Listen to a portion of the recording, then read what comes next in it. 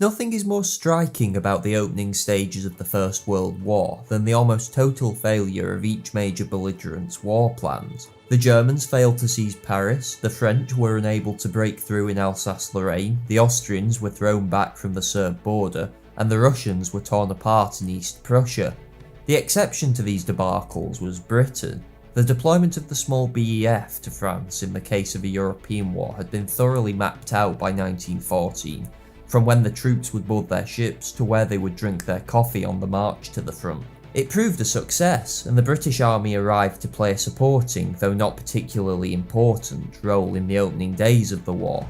Yet for all the logistical success in getting the BEF to France in 1914, it was a fateful decision that was to lock the British Empire into 4 years of gruelling land warfare, effectively on German terms. Alternate proposals for other belligerents all revolve around some change in the direction of the land campaign, necessitated by their role as continental powers. Yet Britain, as the only naval power, had a genuinely different option for fighting the war in 1914 that was never taken up. This video then will look at what came to be known as the Baltic Plan, a proposed way for Britain to use its greatest strategic asset, the Royal Navy, to win the First World War. The project originated in the mind of the first Sea Lord, Admiral Sir John Jackie Fisher. His time at the Admiralty had seen him restructure the Royal Navy completely, scrapping obsolete vessels, concentrating the fleet in home waters, and pushing for the creation of HMS Dreadnought, the ship that was to display British naval might to the world. Fisher saw Germany as Britain's greatest strategic threat, and was crucial in organising her ultimate victory in the naval arms race. He thus viewed creating a suitable war plan as part of his responsibility.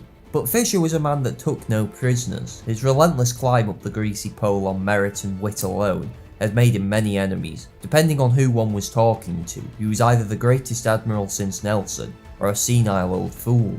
Much of this was Fisher's fault. He tended to talk quickly and in highly technical language, usually with a large degree of contempt for anyone unable to keep up, which was almost everyone.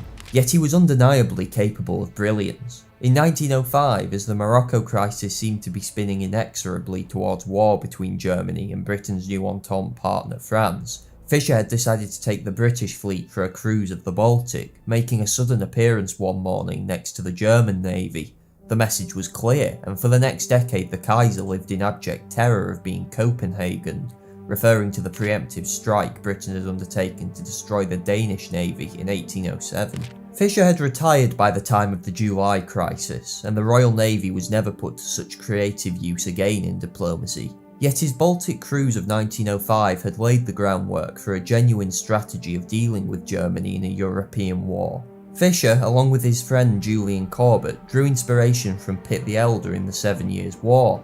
He had avoided getting Britain bogged down in a bloody attritional struggle on the continent, sending only a limited number of soldiers to secure his Prussian allies' flank in Hanover. Instead, Pitt had focused on using British naval supremacy to crush French trade, isolate and seize its colonies, and ultimately break its economy. This, in Fisher and Corbett's opinion, was the British way of war. The basic plans drawn up by Fisher and Corbett since 1898 were as such. The way for Britain to defeat Germany was via economic warfare, that is to say, strangling Berlin into submission through a naval blockade.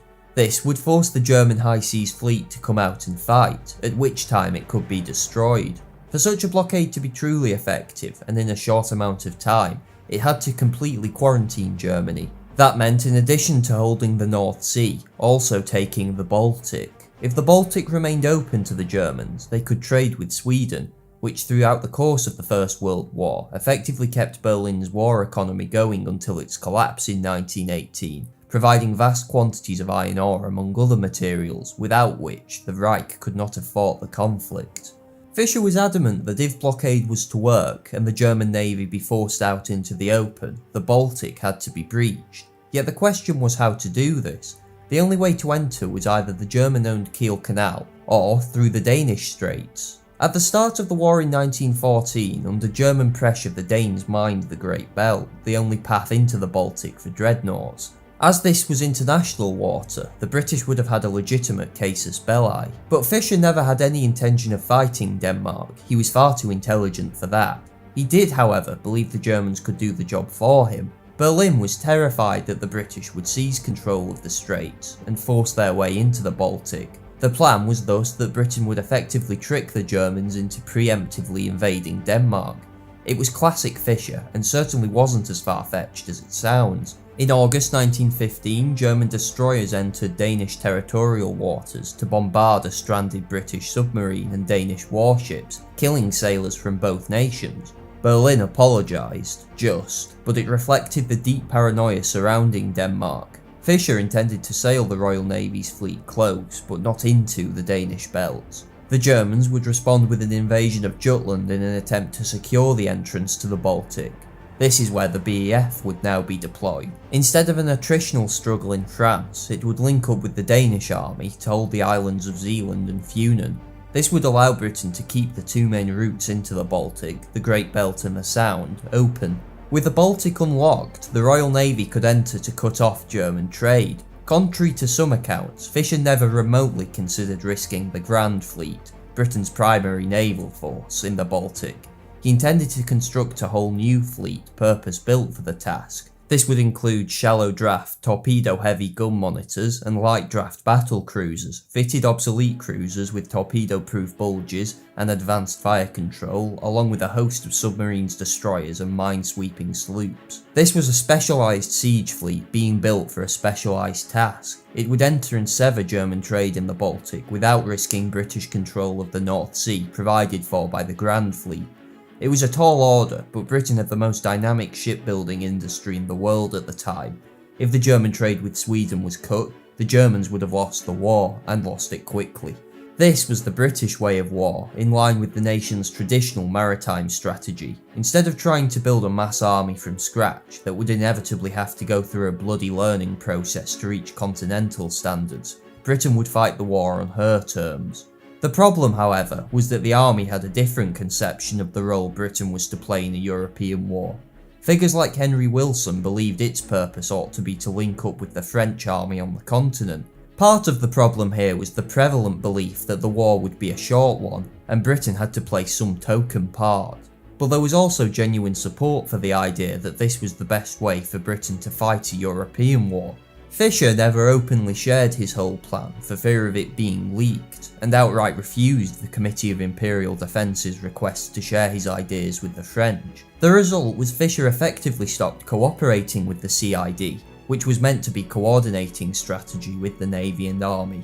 Consequently, the Army's plans to deploy the BEF to France became increasingly prevalent. Nevertheless, Fisher was recalled to service as First Sea Lord at the start of the war in 1914, with the expectation that he would devise naval strategy. Fisher believed that the war could be won in 1916, first by using the BEF to regain control of the Belgian coast, supported by his new monitors. This would mean wresting control of British troops back from the army. Once this had been accomplished and 1916 rolled around, Fisher's new Baltic fleet would be ready for action. He was blocked by the talking shop that was allegedly a war council. This was partly Fisher's fault. He never shared his war plans in full with anyone, including Corbett, and certainly not gossiping politicians, so was unable to ever really build consensus around them. Though the real problem lay with Churchill, the First Lord of the Admiralty, and ironically the one who had pushed for Fisher's recall in 1914. Corbett produced a memorandum for Churchill, explaining the importance of the Baltic in British naval strategy. But where Pitt had listened to his senior admirals, Churchill thought he knew better, and blocked Fisher's opening moves for the Baltic plan. He instead wanted quick, purely naval victories, such as his Dardanelles project, which Fisher knew couldn't possibly work as a purely naval operation. Annoyed by Fisher and Corbett's memorandum, he refused to sanction Fisher's Baltic cruisers, arguing, "Long before they can be finished, we shall have smashed the German Navy." Yet Churchill did still support the concept of a Baltic strategy in principle. The difference between the two men was one of time, not target. The Baltic is the only theatre in which naval action can appreciably shorten the war, Churchill also declared. Believing the First Lord was thus still principally committed to the strategy, Fisher left Churchill to take the lead in cabinet whilst he concentrated on strategy and shipbuilding. It was a mistake. Churchill remained unprepared to wait for Fisher's fleet to be built, and he was unwilling to fight Kitchener and the army for control of the BEF. Instead, he looked for quick victories to be had purely with the Navy. something that would eventually lead to the Dardanelles and Gallipoli debacles. Fisher knew his plan wouldn't work, but eventually supported it for what in effect was a quid pro quo that allowed him to get 3 of his planned Courageous-class battle cruisers ordered, the largest units for the Baltic Fleet. Fisher's design for the Courageous-class ships would allow them to access the Baltic through the unmined but shallow Swedish side of the Sound, something impossible for larger vessels. They also combined the firepower to destroy older German battleships and the speed to outrun anything more powerful. In sum, they could dominate the Baltic. On the 28th of January 1915, Fisher walked out of the War Council, intending to resign. His plans had been kept off the agenda because his wish to wrest control of the BEF back from the army would potentially split the already fractured cabinet. He was persuaded to return, but Asquith and Churchill kept his paper on the Baltic project from circulating to other members of the War Council. In effect, to maintain the cohesion of a failing cabinet, they had overturned 3 centuries of British grand strategy.